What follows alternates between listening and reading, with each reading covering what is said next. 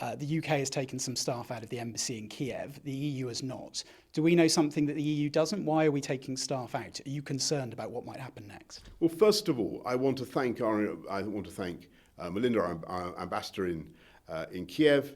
I want to thank our wonderful staff there. They've done an outstanding job in a very difficult time. And we do think it prudent to make some changes now.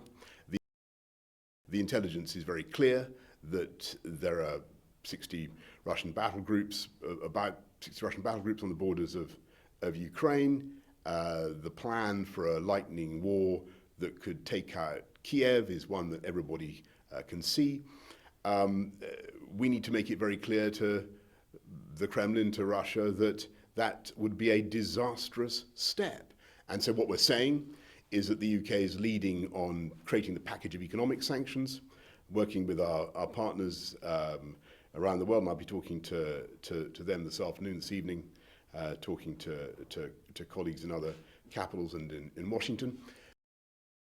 But we also need to get over the message that invading Ukraine from a Russian perspective is going to be a painful, violent and bloody business. And I think it's very important that people in Russia understand that this could be a new Chechnya. I've been to Ukraine several times. I know the people of that country a bit, and my judgment is that they will fight. And really, that is not the way the world should be going. And I hope that they understand that in the Kremlin. But it's the job of the UK to make sure that our friends and partners around the world, particularly in Europe, you mentioned Europe, also understand that, and we get ready a tough enough package of sanctions.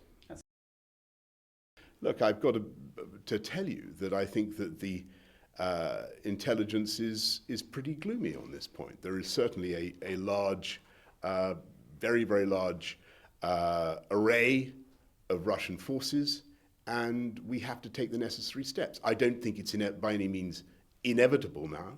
I think that sense can still prevail, but the UK is in the lead in creating that package of economic sanctions, stiffening helping to stiffen the resistance of our Ukrainian friends, as you know, with defensive weaponry that we're supplying, making it clear that we stand fully foursquare with the people of Ukraine, and that we support the sovereign integrity of Ukraine, and we do.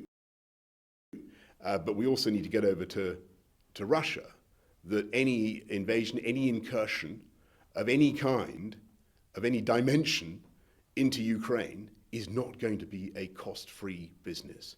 It is not going to be there will be casualties. And I think that people in Russia need to understand that it could be their new Chechnya.